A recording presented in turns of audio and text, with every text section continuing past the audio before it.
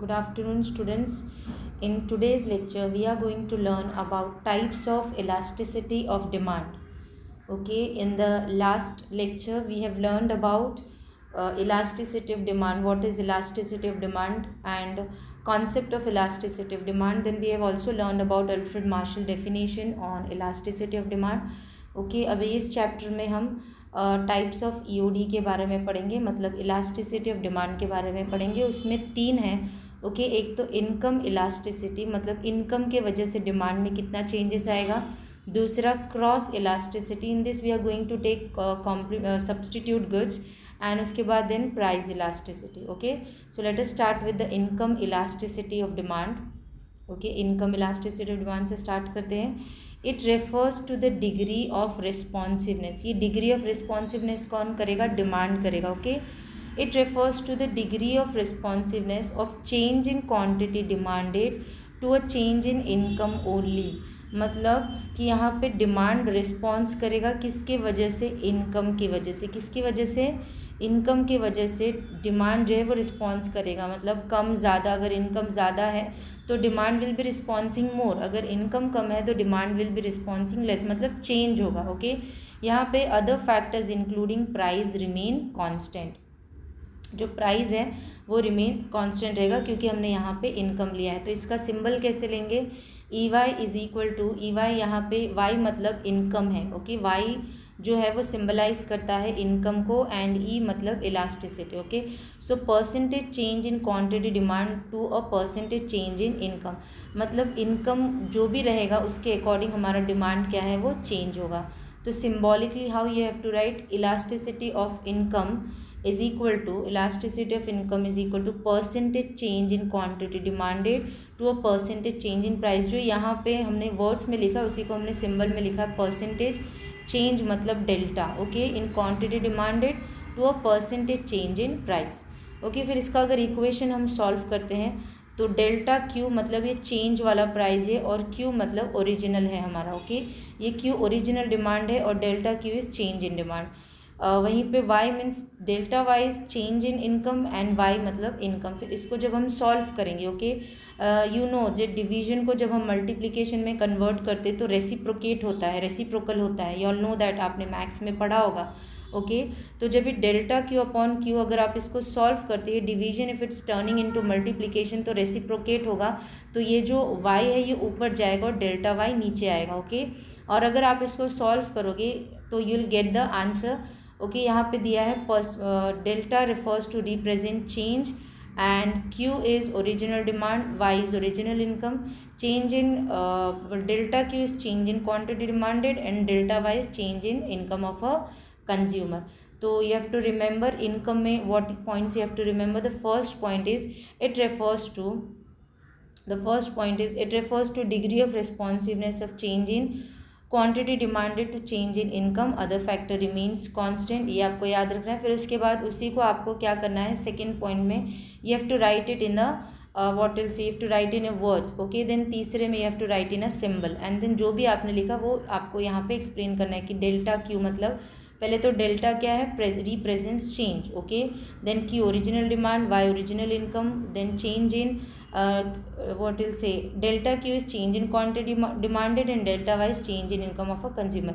इसको सॉल्व नहीं किया है, अगर सॉल्व करना चाहो तो आप कर सकते हो. If you want that I should solve tell me I will solve your and so. Okay आप मैसेज कर सकते हो, अगर ज़्यादा if you message me then I will solve. Okay otherwise ऐसे लिखा तो भी चलेगा. सॉल्व करोगे गेट द आंसर. ओके यहाँ पे you have to remember income elasticity में क्या याद रखना है कि डिमांड कैसे रिस्पॉन्स कर रहा है, किसकी वजह से? Change in quantity demanded. Okay other factor in price remains constant. फिर आपको यहाँ पे वर्ड्स में लिखा है percentage change in quantity demanded, percentage change in income. Symbolically लिखना है. इतना आप जब लिखोगे फिर आपको mathematically you have to solve this. Okay तो आप percentage change upon demand, change in demand upon original, change in price upon change in income upon income, और उसको आपको सॉल्व करना है. बस इतना ही है. This is asked in exam for 2 marks. Okay Then we'll be learning about cross elasticity. Okay, it refers to change in quantity demanded, मतलब यहाँ पे भी what else, demand is responding, so change in quantity demanded of one commodity due to change in the price of other commodity. Okay, तो यहाँ पे you have to take either complementary goods or substitute goods. Okay, मतलब कि अगर substitute goods के price, जैसे कि अगर टी का कॉफ़ी चेंज, टी का वॉटल से टी का अगर प्राइस बढ़ता है तो डिमांड किसके लिए होगी, ज़्यादा कॉफ़ी के लिए होगी। उस तरीके से जो हमने पढ़ा था सब्सटीट्यूट एंड कॉम्प्लीमेंट्री में, उसी की तरह you can also take a complementary good say for example अगर पेट्रोल का प्राइस बढ़ता है तो कार का डिमांड जो है वो कम हो जाएगा। तो यहाँ पे आप कोई भी ले सकते हो। In this example they have taken what will से substitute. Okay, it refers to change in quantity demand of one commodity due to change in price of other commodity, complementary और substitute, क्योंकि दोनों के प्राइसेस एक दूसरे के demand को affect करते हैं। अगर कॉम्प्लीमेंट्री ले लो तो अगर वॉटिल से अगर पेट्रोल का प्राइस बढ़ता है या चेंज होता है तो डायरेक्ट डिमांड अफेक्ट होता है कार का। उसी तरीके से अगर टी का प्राइस बढ़ता है, चेंज है, तो डायरेक्ट डिमांड अफेक्ट करता है कॉफ़ी का। मतलब ये दोनों सब्सटीट्यूट ले लो या कॉम्प्लीमेंट्री, ये दोनों अपने जो दूसरे गुड्स हैं उनके डिमांड को चेंज करते हैं अगर इनके प्राइस में कोई चेंजेस आती हैं।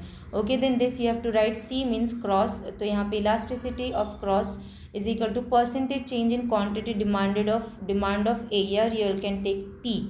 Okay, then percentage change in the price of B, यर you can take coffee.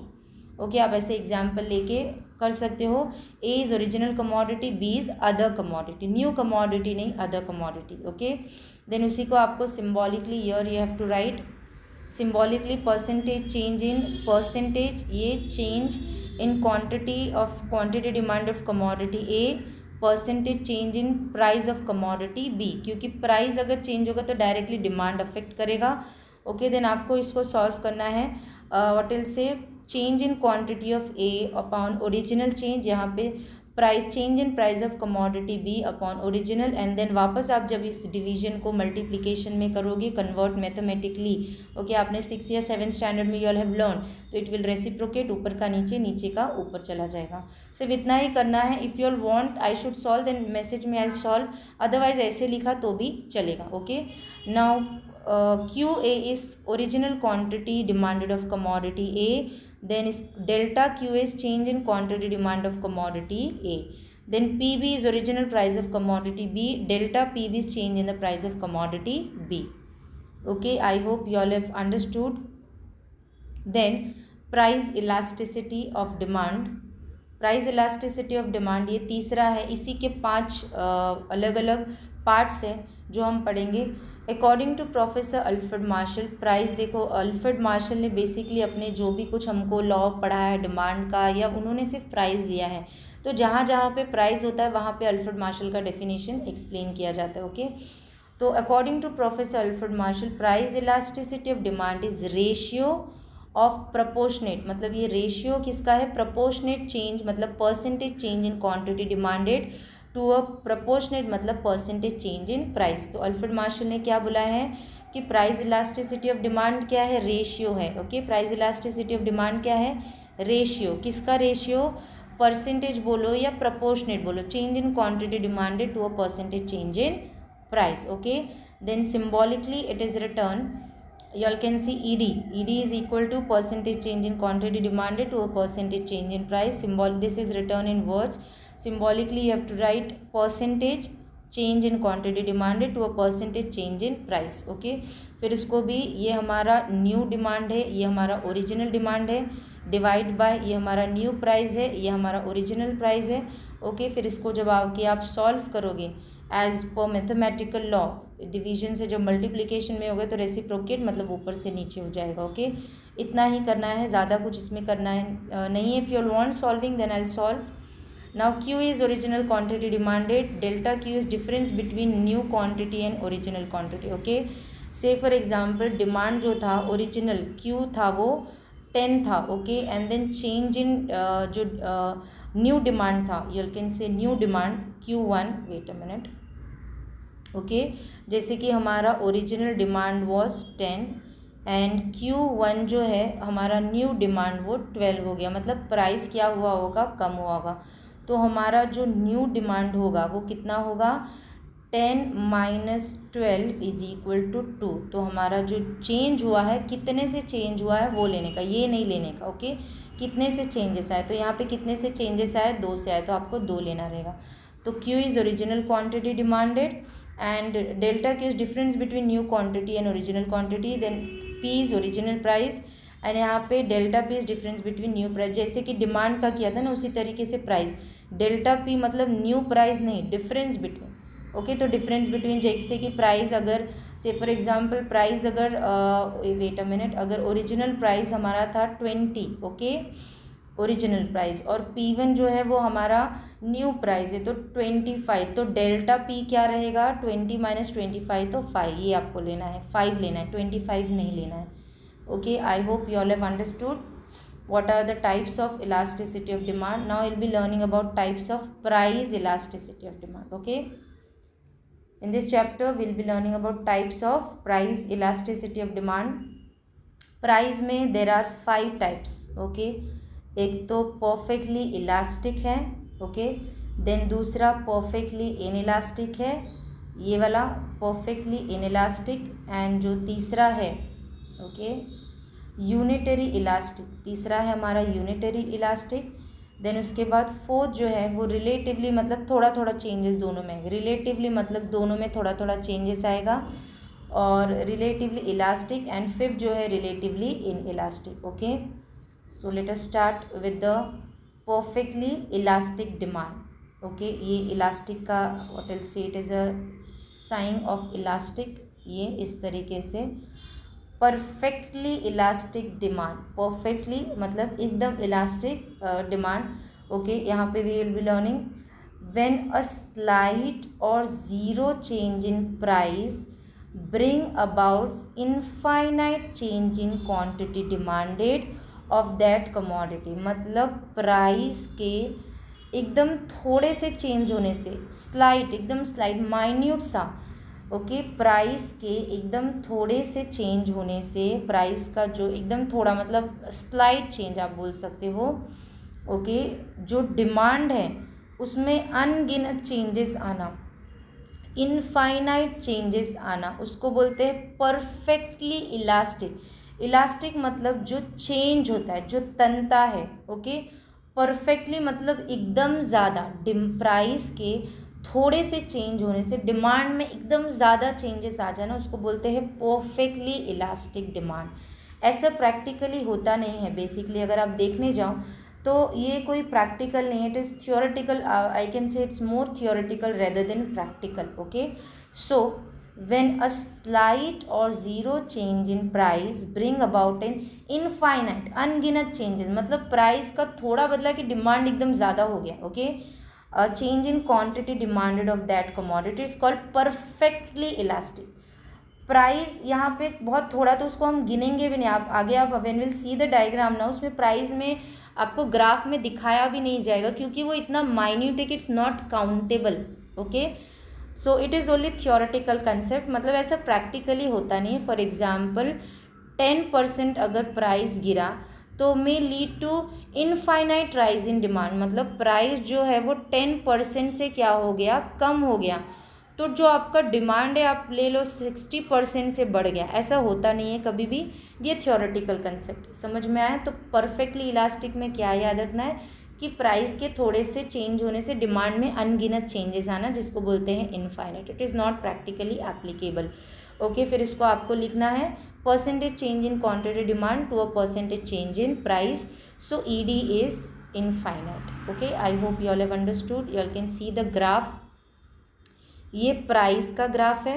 Okay, you all can see, ये जो है ये प्राइस है और ये जो है ये डिमांड है। ओके, अब देखो यहाँ पे प्राइस में कोई चेंजेस नहीं दिखा, एक ही दिखा, एक ही लाइन दिखा है। अगर चेंजेस होता है ना तो ऐसे ऐसे ऐसे करके ऊपर या ऐसे करके नीचे रहता है। अब ऐसा कुछ भी नहीं है, मतलब ये एक ही लाइन है, ये ओरिजिनल प्राइस है। ठीक है, यही एक ओरिजिनल प्राइस है, इसमें ना ज़्यादा हुआ है ना कम हुआ है। दिखाया है, बोला है हमको कि स्लाइट चेंजेस हुआ है, तो वो इतना स्लाइट है कि it is not countable in the graph, it's negligible, यहाँ पे दिखाया नहीं।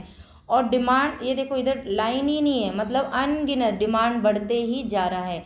अगर होता तो यहाँ पे लाइन होती कि 20%, 50%, 60%, कुछ तो होता, लेकिन कुछ भी नहीं है, डायरेक्ट एक लाइन खींच दी है, मतलब वो अनगिनत चेंजेस आ गए ऐसे, तो उसको बोलते हैं परफेक्टली इलास्टिक डिमांड। प्राइस के थोड़े से चेंज यहाँ पे दिखाया भी नहीं है, थोड़ा मतलब बहुत माइन्यूट है, विच इज़ नॉट काउंटेबल, उससे डिमांड में अनगिनत मतलब ऐसे अनगिनत चेंजेस आ गए, तो उसको बोलते हैं perfectly elastic demand, which is not possible. Okay, D D is the demand curve, ये जो आपका कर्व है ये डिमांड कर्व है, D D is the demand curve. Okay, and ये हॉरिजॉन्टल रहेगा, कैसे रहेगा, horizontal parallel to X axis, इसको पैरेलल रहेगा, indicating perfectly elastic demand. Okay, I hope you all have understood. Then perfectly inelastic मतलब कि demand के कितने भी प्राइस के कितने भी चेंज होने से डिमांड पे कोई इन इलास्टिक मतलब वो तन ही नहीं रहा, मतलब उसमें कोई चेंजेस नहीं है, इट्स इन इलास्टिक, इलास्टिक ही नहीं होगा, आपको वर्ड से ही पता चल जाएगा। परफेक्टली इन इलास्टिक मतलब कोई चेंजेस नहीं आएगा, प्राइस को कितना भी उछलने दो, ऊपर नीचे कम ज़्यादा, whatever is the price, it is not going to change demand at all, उसको बोलते हैं परफेक्टली इन इलास्टिक। मतलब डिमांड जो है ना ऐसे खड़ा रहेगा, ना आगे बढ़ेगा ना पीछे रहेगा, स्ट्रेट। ओके, प्राइस कितना भी होने दो, प्राइस बढ़ने दो कम होने दो जो भी होने दो, बट डिमांड में कोई असर नहीं होगा।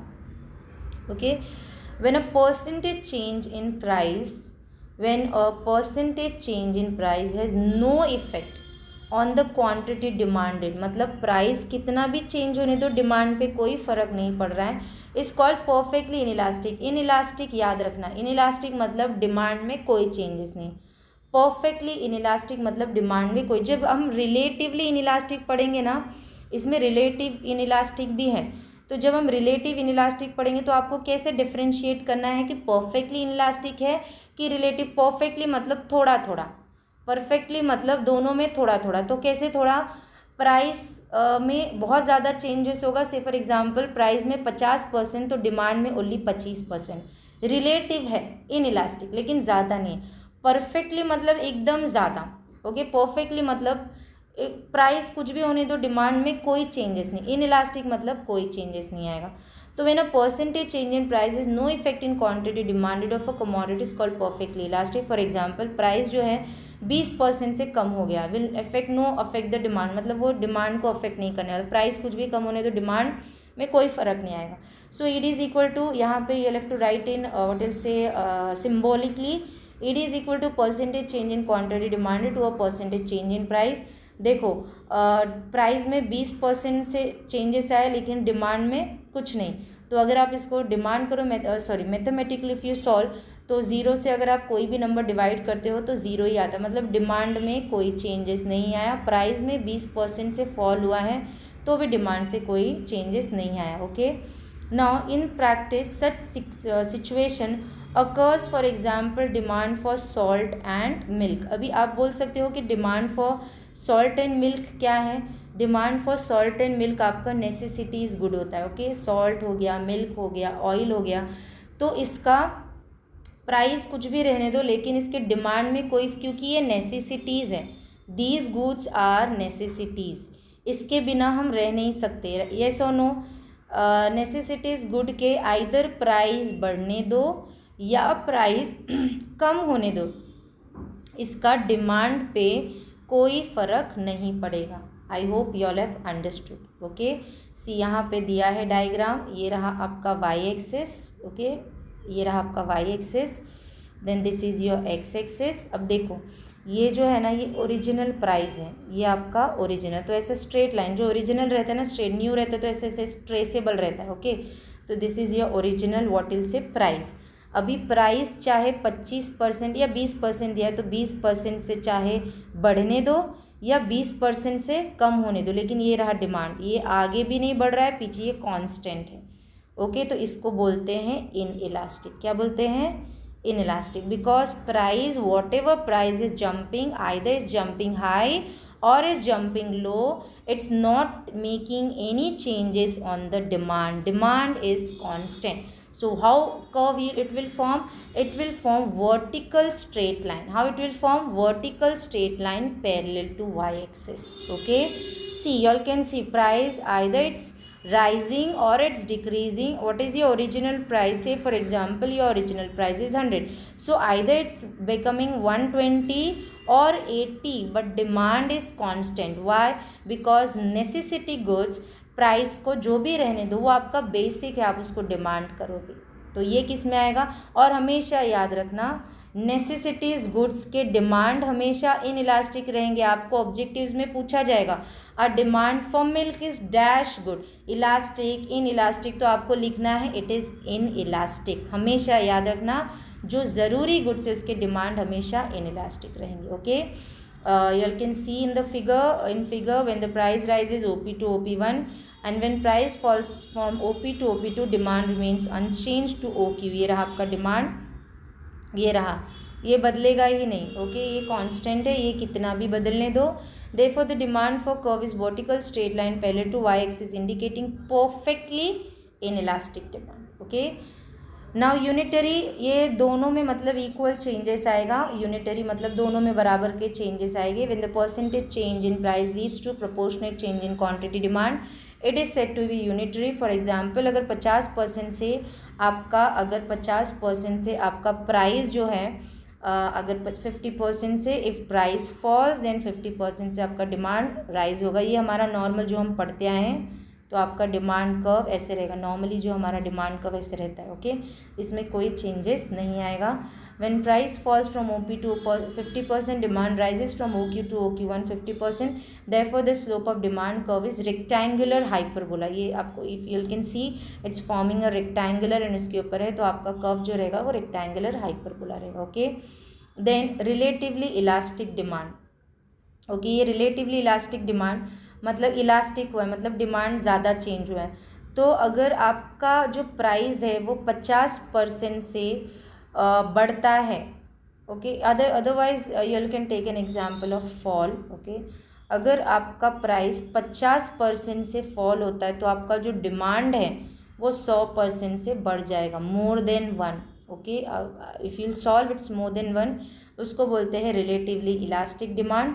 ओके, मतलब प्राइस के थोड़े से चेंज होने में डिमांड में बहुत ज़्यादा चेंज, बट दोनों में थोड़ा थोड़ा होगा। परफेक्टली में कैसे था, प्राइस में था लेकिन वो उसको हम काउंट ही नहीं करते, ना के बराबर। यहाँ पे प्राइस में है लेकिन डिमांड में उससे ज़्यादा है, उसको बोलते हैं relatively elastic demand. Okay, and relatively inelastic जो रहेगा उसमें प्राइस अगर 50% से कम होता है तो डिमांड को नेचुरली, अगर नेचुरली देखा जाए तो होना चाहिए, राइट, आइदर 50% से बढ़ना चाहिए या 100% से, लेकिन वैसा नहीं रहेगा। डिमांड कितने से कम बढ़ेगा? ओनली 25% से, तो उसको बोलते हैं relatively inelastic. Okay, this I'll be explaining in the next lecture. Okay, remaining part. So thank you for today's lecture. In the next lecture again I'll be explaining you all in detail. Okay, if you all have any doubt you all can ask.